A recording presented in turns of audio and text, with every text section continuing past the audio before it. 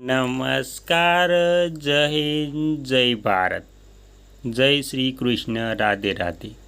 સ્વાગત છે તમારું આપણી YouTube channel government pension salary info ન્યૂઝમાં. તો આજે આપણે વાત કરવાના છે કે ગુજરાત રાજ્યના વિધવા મહિલાઓની આર્થિક સહાયમાં જે વધારો કરવામાં આવ્યો છે તેના વિશે.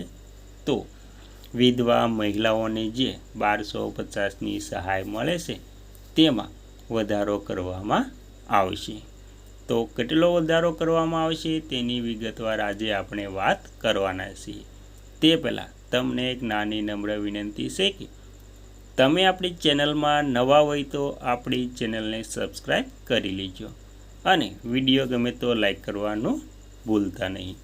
તો તમે પણ ગુજરાત રાજ્યના ગંગાશ્રુપા બહેન એટલે કે વિધવા મહિલા છો તો તમારી સહાયમાં વધારો કરવામાં આવશે.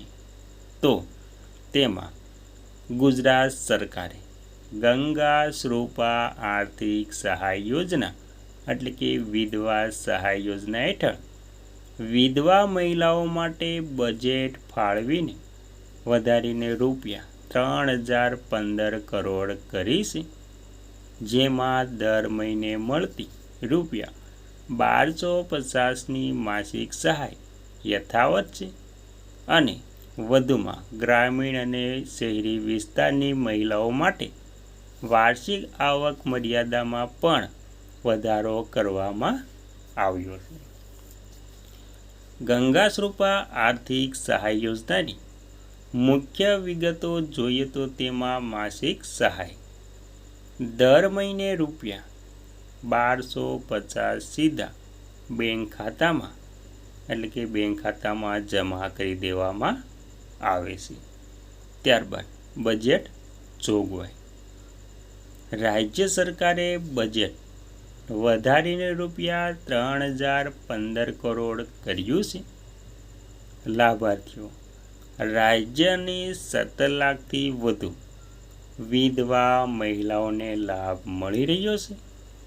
આવક મર્યાદા ગ્રામીણ વિસ્તાર માટે વાર્ષિક આવક મર્યાદા ₹1,20,000 અને શહેરી વિસ્તાર માટે ₹1,50,000 સુધી કરવામાં આવી છે.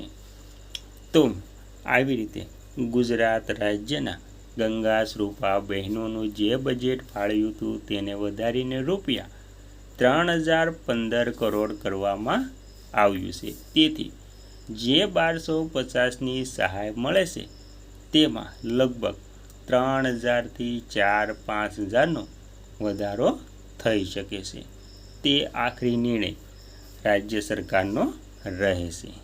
અને ત્યારબાદ મહત્ત્વની વાત કરીએ તો અરજી કરવાની જે માહિતી છે તે ક્યાં સંપર્ક કરવો. તો મામલતદાર કચેરી અથવા તો ગ્રામ પંચાયત વીસી દ્વારા ઓનલાઈન અરજી થઈ શકે છે. તેમાં જરૂરી દસ્તાવેજોની વાત કરીએ તો આધાર કાર્ડ, પતિના મૃત્યુનું પ્રમાણપત્ર અને વાર્ષિક આવકનો દાખલો.